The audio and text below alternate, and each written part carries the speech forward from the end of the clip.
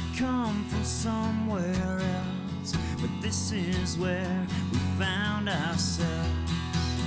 Welcome to the local show. People you work with, people you know. Welcome to another edition of The Local Show here on GrassRoots Community Network. Thank you for joining us where we feature inspirational locals each week. This will be no exception. I'm so lucky and honored and excited to feature a first-time guest. He's a guy I've known for many years, though. In fact, I see him almost daily. So it's about time we welcome John Hailey to The Local Show. John, thanks for being here. It's a pleasure being here. Well, fresh into retirement? Is yes, that fair to say? I am. It is very fair to say. Very fair. Yes. And very thrilling, probably. It is. Happy to say. It's pretty liberating not getting up and going to work in the morning. Yeah. Were you an early, did you have to usually come in? Yeah, you were the general manager at City Market for decades now. Yes. Since 1998, to be exact. Correct. Were you kind of like that early shift guy, or does that vary with the manager? Most of the time I was early. I'd come in around 6:30 in the morning and, oh my gosh, and work till 6 at night for many years. And so I got up at 4:30, 5 o'clock. Wow. But not anymore. Has your body adjusted yet to sleeping in till 6 or 7? It certainly has. 7 would be early now. Wow, good for you. Yeah. Good for you. No, that's probably been the most liberating thing about retirement is, I wake up in the morning and I say, oh, I got to go to work. And then it's like, oh, no, I don't. No, I don't. And I roll back over and go to sleep. And I like to say each day is a palette to paint on. Now you can just paint freely, any color paint. Certainly. You can even go outside the lines. As long as it's not a straight line, I'm good. Right. Especially if you're a morning drinker. It might be. Yes. That's all open to you too. Bloody Mary morning, not yet, but never say never. Yeah, I'll tell you. Well, let's backtrack a little bit because you originally, you've been in the kind of grocery store business for quite a while. Long time. About 40 years. But let's backtrack. You were born and raised in Tennessee. Nashville. Nashville, okay. That's correct. Wow, well, that's like Music City. It certainly is. What was that like growing up in Nashville? Oh, it was great. I spent a lot of time on Music Row growing up. Okay. My dad was a plumbing contractor, and he had 2 office buildings right across from RCA Records on 16th Avenue South, which is now Music Square South, I think is what it's called. Wow. And he had Billboard Magazine was in one of his offices, and Bill Monroe was in one of his offices, Whispering Bill Anderson, an old country guy, Zeke Clements, Stu Hitchcock, some old names out of country music. And after school, that's where I would go. I'd hang out at the office with him until he got ready to go home. And I wandered around in all of those offices and saw all those guys writing songs, and it was pretty cool. Incredible. Yeah. But you didn't choose the direction of music for your life. No, How did you not. kind of choose the direction, through kind of going on to college? Did you go to college or? I went for 1 semester. Okay, where'd you go? Memphis State. Memphis State. I sure did. Okay, And, what happened there? Well, I had a lot of fun there. Too much? A little too much, yeah. It was like that scene in Animal House, 0.0. Similar, but not the same. Son, fat, drunk, and stupid is no way to go through life. I have Correct. to finish that one. No, it wasn't like that. No, I had worked in the grocery store through high school. Okay. H.G. Hills was a little independent down in Nashville, and I started looking at what I could make in the grocery business, and it was just as much as I could make as a college graduate. Yeah. At that point in time. And so I decided to just go back to work. And, I worked for H.G. Hills when I got back from Memphis State, and then I started working for Kroger in Nashville. And I worked for them for right around 3 years. And then what did I do? I started working with a swimming pool company, building swimming pools. We built water slides and swimming pools. And I was basically a laborer for them. And I worked with my brother-in-law, who was also a plumbing contractor. I was his shovel man, his first employee, and his company grew into a really large company, and I was his first employee.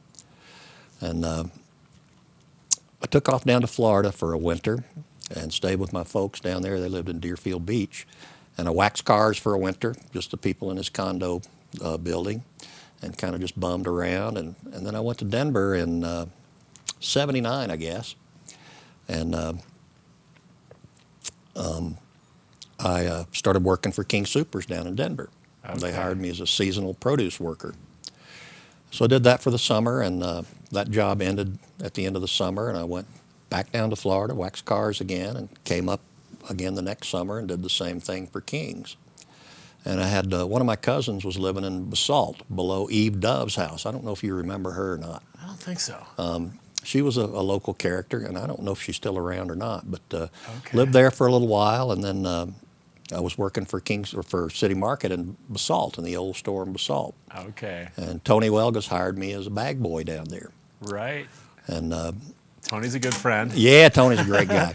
Fellow Wisconsinite. We've got some stories together. I won't go into those. I bet. But I lived after I stayed at my cousin's for a while. I moved over to the Wolf's Cabins. I don't know if you remember those in Basalt. It's Sure. kind of where Riverside Grill and all that is. Yep. They were a really inexpensive place to live. I think it was like $300 a month back then, and it was a short trek over to the Midland Bar. So I started on Labor Day in 1981 down there, and I had New Year's Eve weekend off, and they asked me if I wanted to go to Aspen and work in the produce department for New Year's Eve weekend. I said, sure, why not? And I was there for 3 or 4 days, and they said, hey, do you want to be the assistant produce manager? I said, sure, why not? So did that for a couple of years, and then I went on to the night crew, stocking groceries at night, and that was during the time that the scan bars, UPC codes, were just coming online. Okay. And you had to mark it with a pricing gun, put the little label on everything, or the little sticks that stamp the price on the top. Sure. And I was working with Terry Paulson. You know Terry. Oh, yeah. And Terry and I kind of facilitated the move from hand marking everything to setting up the UPC codes and Wow. bringing that in. That's a big transition. That was a big transition, but it was pretty fun. And, in hindsight, you never think about those things, but it's sure progressed a lot in the last 40 years. How'd you make the jump then to manager from, so you were assistant produce manager? Yeah. And then did you have another step, or did you I go did. right to... I worked on the night crew. I was customer relations manager. I was the bookkeeper. Okay. I did just about everything in there. And back in '87, City Market bought all those Circle Superstores. There was one in Carbondale, one in Netherland, one in Woodland Park, one in Estes Park. I think there were 7 or 8 of those. All right. And they asked me if I wanted to go be the manager of one of them, and I said, sure. So I went to Netherland, and I came bopping in there in my BMW and my tie and my slacks, and I should have had a Grateful Dead bumper sticker and a Jerry Garcia T-shirt. That would have been a better match. It would have been a better match, but I adapted pretty well, and I was there for a year. And they said, hey, do you want to go to Price, Utah? And I said, why not? So I went to Price, and I was down there for 4 or 5 years. And I was on numerous boards down there, United Way, Library Board, Habitat for Humanity, a bunch of them. And I started working with kids with disabilities, and we hired, I don't know, at least 10 or 12. And I was voted the Employer of the Year by the state of Utah for hiring kids with developmental disabilities. Okay. So that was kind of cool. I really liked that. That's awesome. So after my stint in Price, I said, hey, would you like to go to Montrose? And at that time, Montrose was the busiest store that they had. And I said, sure, why not? So I moved to Montrose. I actually lived in Olathe up on High Mesa. Okay. Gorgeous view of the San Juans, 180-degree view of the San Juans, Uncompahgre Plateau to the west, the Raggeds to the east, and the Grand Mesa back to the north. Nice. And I was way up on one of those mesas in Olathe, and it's just a spectacular view. And a friend of mine from Aspen actually bought my place when I left, John Cahill. Okay. And his wife just passed away. I'd like to wish condolences to him because he's been a good friend over the years. But he bought my place over there, and I went to Conifer, to another Circle Super over there. Worked in Conifer for a little while, about 6 months, and they said, hey, do you want to go to Avon? Sure, why not? So I went to Avon and worked there for 3 or 4 years, and they called me up and said, hey, there's an opening in Aspen. We really need you up there. I said, well, why not? I always wanted to go back to Aspen, and that's kind of the story of how I moved around. Wow. Yeah. Well, you showed a lot of flexibility. Yeah. Willing to pay your dues, work Correct. your way up the ladder there. Yes. And then back to Aspen. It's a perfect time to take a quick break. Sure. Hydrate for the heavy talking. And I do want to take a moment to thank our winter underwriters that help make the local show possible. We have Aspen Square, Aspen Animal Hospital, Aspen Thrift Shop, the Aspen Times, Klug Properties, Sundog Athletics, Strong Vegan Athlete, and Picken County Landfill. We'll take a quick break, guys. It's our only break of the show. We'll be back in 2 minutes with John Hailey. Since 1998, our general manager of City Market. I'm sure you know him. If you eat, you know me. Exactly. So we've got so much to get to, including some fun stories. We're calling it Stocking Up on Stories, so don't go away.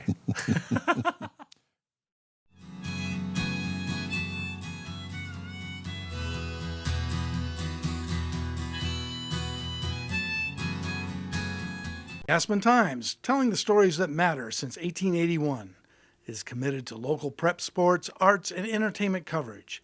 They also offer the drop-in weekly recreational videos highlighting why we love to live in this community. The Aspen Times at local newsstands, aspentimes.com, Facebook, and Instagram. Aspen Animal Hospital offers state-of-the-art services, including non-pharmaceutical options, acupuncture, exotic pet care, and companion care preventative plans. For more information on veterinary services and their foundation, which helps those in need, call 925-2611 or aspenanimalhospital.com. I'm so passionate about this community. I absolutely love living here and raising my family here. It gives me a lot of pride to share this with my friends and my clients and help them achieve their dreams of owning an Aspen snowmass and enjoying this incredible lifestyle. Curbside recycling is now included with your trash service in Pitkin County. You can reduce your waste footprint and shrink your trash bill by recycling right. Learn more at landfillrules.com. Celebrating another great winter season, Aspen Square Hotel is the hospitality place, featuring fireplace studio suites and larger condominiums with full hotel-style services in the center of downtown Aspen. Aspen Square is proud to support the Locals Show. The Aspen Thrift Shop welcomes local women to volunteer, serve our community, meet interesting local women, and join the fun at Aspen Thrift Shop twice a month. You can apply at aspenthriftshop.org. Welcome to the local show. People you work with, people you know. We're back here on the local show with John Hailey, who's just recently retired, actually just this last week. You're finally retired from City Market. A week ago today. Working there since 1998. Mm-hmm. And there's a lot of fun stories, and we've read a few of them in the Aspen Times, including one where a lady dialed 911. Correct. This was a real emergency. Can you elaborate on that I story? certainly can. It was Christmas week, really busy, every register open, and there's 2 express lanes there right by the self-checkouts, and I'm in one of them, and there's another girl in the other one over there, and I hear this lady on her phone. Is this 911? Yes. You need to get down to City Market right now. The lady in front of me has more than 15 items in the express lane. Emergency! Yes. She may have had up to 20 items. At and least. she was serious. Yes. And this is like Aspen. Yes. This is the symbolizes kind of the funny, quirky part of Aspen. And how did you react to that? Did you just kind of go about your business, or did you acknowledge that? Or how did you try not to laugh too hard? Or? Yes, and all the cashiers, not all of them, but a few of them heard it, and they were just. But we get these kind of, whether they're visiting or live here or whatever, and we do. It was like the lady that it was during the fire, 4th of July fire. What's that been? Almost 2 years ago. Okay. Oh, right, Lake Christine. Yeah. And I'm over there throwing water out because people are buying water left and right because they think the power's going out and all that. And this lady comes over there, and people are frantically loading water, and she says, "Why is everyone buying so much water?" And I said, "Lady, did you not hear about the camel auction in town tomorrow?" And she was like, "Oh, really?" Yeah, she went, "What?" just living in their own little. Oh yeah, everybody's their own not little everybody, world. but there's a lot of people that are in a bubble. Yeah. But then again, there's so many nice people that live here, and nice tourists too that I've gotten to know over the years. And I think you tend to remember the ones that leave a bad impression on you. But Right. if you were going to calculate it, I'd say it's 99 to 1, 99 good to 1 bad. What would be like a really wonderful story that was just like really heartwarming, or just like, brought you joy or bliss? Well, I'll tell you, it was a couple of Christmases ago, and this guy, I won't mention his name, but he's a longtime local, and he and his wife have been shopping in there for years, and he came to me a couple of days before Christmas and handed me an envelope, and he said, "There's $2,000 in here." He said, "I want you to hand it out to all your employees." Wow. And thank them for everything they do for us every day. Wow. And what a great story that was. I mean, I'll never forget that. How generous. It was. That's just, and that's the interesting thing. It's like, the way I describe Aspen to people who don't live here is kind of like the dichotomies. You have both ends of the spectrum. You do. You have just the kind of the money, the materialism, the runaway consumerism, the billionaire stratosphere, top money on the planet. And then you see kind of the materialistic side of that, but then you see the really philanthropic side at the same time, and That is huge. I have customers that come in, it'll be the winter time, and there'll be one of the homeless guys hanging around, and hey, tell them I want to buy him a coat. I mean, just little things like that happen frequently that restore your faith in mankind. Right. Like I say, you remember the one bad out of 100, but there's some great stories on the other side. I'm going to remember, though, if I see anyone in that express lane abusing that privilege with 16 or more items, I may have to go 911. Do you remember that Rich Hall guy that used to have the sniglets? Yes. One of his sniglets. That was Saturday Night Live, wasn't it? No, I don't think so. It was Rich Hall, I think. Rich somebody. Okay. And so he had this one sniglet that said, what do you call somebody that gets in the express lane with more than 15 items? And it was express hole. Express hole? Yes. I think I know what two words were combined right there. Yes. I like that one.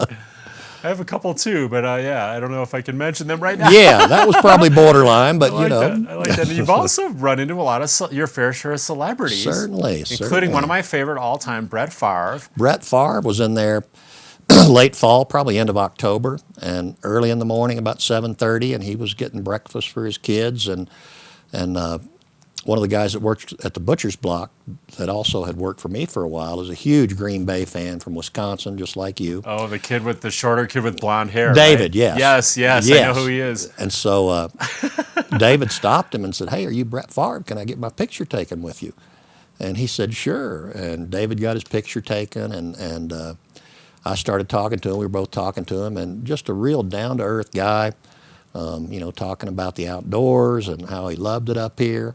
And we probably talked, David and I and him, for 10 or 15 minutes, and just like any other guy. Really generous and friendly. And friendly, yes. Super cool guy. Yes. Pretty big guy, too, right? He's pretty good size, yeah. Yeah, good size guy. Yeah, he's stout. Yeah. Which was actually the name of the college I went to. Stout College? Believe it or not. It's called University of Wisconsin Stout. And we used to say, I don't go to school, I go to Stout. Or Camp Stout. This was in the North Woods of Wisconsin. But that's enough on that, because if I go any further into that story, let's just say it was 6 years. Yeah. There was no rush. But now the kids want to rush through in 2 or 3 years. Yeah. This is the opposite for our generation. It's like, how long can I get away with this? Well, my daughter's 27, and she's finally graduating from college Friday. So we're going to go down to Denver and that was kind of the watch program. her graduate. Yeah, I was kind of on that program. Well, it's good to see that's still alive and well. It is. No rush. Well, John, I understand you guys have a woohoo section. I don't know if I'm familiar with the woohoo section at City Market. The woohoo section? Yeah. You need to get tuned into that. I know. I'm there every day. Yes. Is it labeled woohoo? No, it's not. Where is that? It's left up to your own personal intuition to figure out where that is, but it's right by the hanging cheese over there. Okay. There's this wooden cabinet there. Okay. Wisconsin, I'm so transfixed on the cheese. Yes, Probably just of miss course. everything that's around it. Of course. I didn't even know you had olive oil butter. Of course we do. Start using that for my cookies. Yes. I'll give you my number before I leave, and if you're in there and you can't find something, just text me. So near the hanging. Okay, I think I know. Kind of in that corner.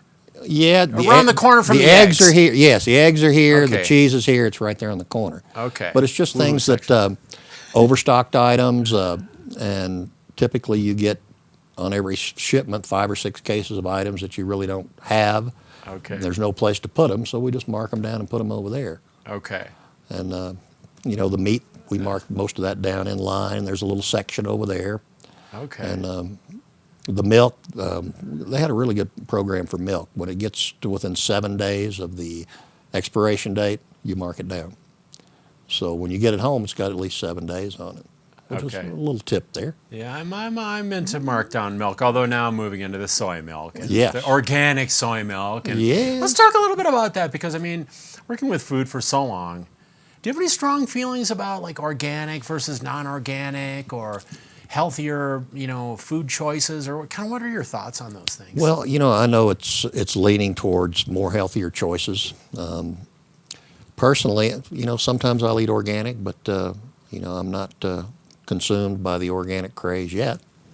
Not to say that I won't be, but Kroger started that Simple Truth brand, right. And it's organics and naturals, and that started from nothing, and it's I think it's $1.5 billion a year business now. I mean, it's been huge. The acceptance of that has been spectacular. Right. And you can see it moving towards organics, but you still have people that like Kraft macaroni and cheese, and they like Gold Medal flour, and they like Prego spaghetti sauce. And I'd say that balance is starting to even up, if not go up this way a little bit towards the organics. Okay.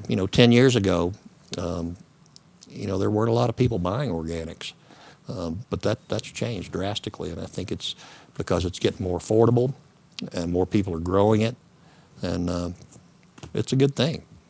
And I think people too, at the same time, right, are getting a consciousness about maybe the toxicity or the chemicals or some of the other, like high fructose corn syrup. Or That's true. There's a lot of examples of things they might want to stay away from, and moving towards the cleaner organics seems to make sense. And also these plant-based alternatives. Like I see that section kind of growing near, in the meat section. It has. Where these like pea protein meats and things like, or meat-like substitutes. Yeah, Beyond Meat. I think there's a Beyond Meat burger. There's a Beyond Meat ground beef. There's I saw. Brats, and then there's an Italian sausage, and that category is expanding rapidly, and it's selling really well. Seems like it. It is, and I think Kroger's coming out with their own plant-based meat product after the first of the year. So that'll bring the cost down some if they self-produce it. So the options are getting better. Produce, there's more produce options, but it's hard to get sometimes. Right. They're out of stock frequently, but just because of the supply and demand, you can't get everything you'd like to have. You kind of suffer at the supply and demand theory there. Well, John, we're down to just a couple minutes already, but you're known as like such a positive guy. And whenever I come into City Market, even if I'm having a bad day, I'm sure a lot of locals can appreciate this, you kind of bring us up with your positivity. How do you kind of keep that positive attitude going, especially if you've had, say, a challenging customer? How do you kind of stay so positive?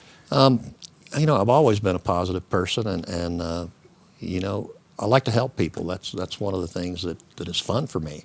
Yeah.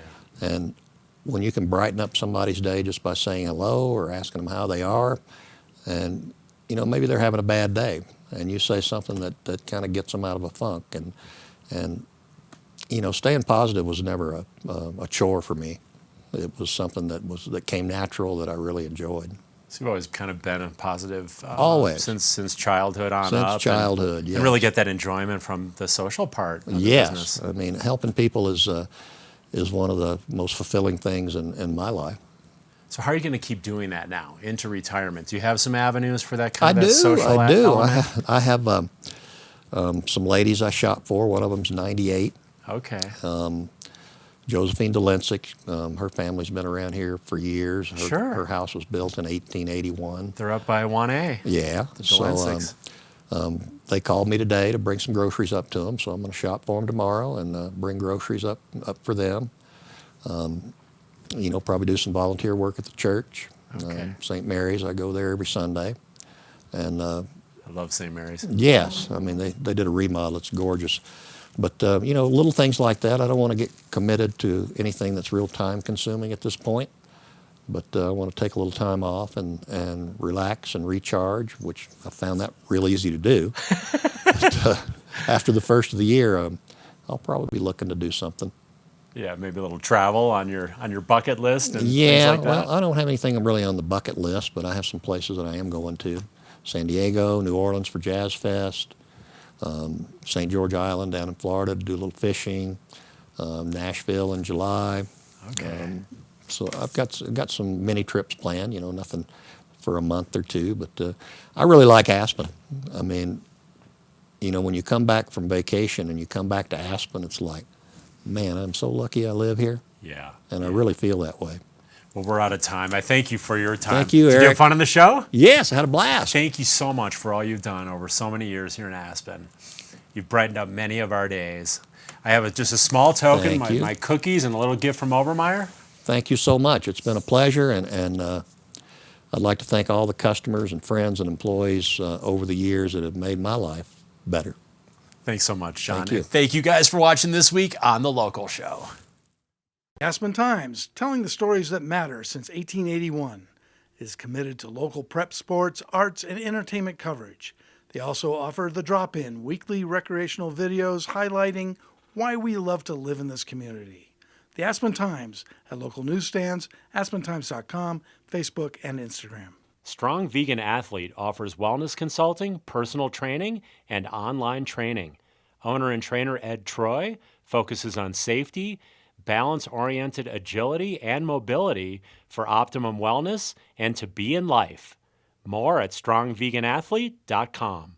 Aspen Animal Hospital offers state-of-the-art services, including non-pharmaceutical options, acupuncture, exotic pet care, and companion care preventative plans. For more information on veterinary services and their foundation, which helps those in need, call 925-2611 or aspenanimalhospital.com. I'm so passionate about this community. I absolutely love living here and raising my family here. It gives me a lot of pride to share this with my friends and my clients and help them achieve their dreams of owning an Aspen snowmass and enjoying this incredible lifestyle. Sundog Athletics, Aspen's Adventure Sports School, is your opportunity to experience one-of-a-kind adventures and gain new skills, to experience the thrills of snowshoeing, fat biking, cross-country skiing, alpine touring, canoeing, mountain and road biking, and fitness hiking. Fresh updates at Sundog Athletics on Facebook or sundogathletics.com. Welcome to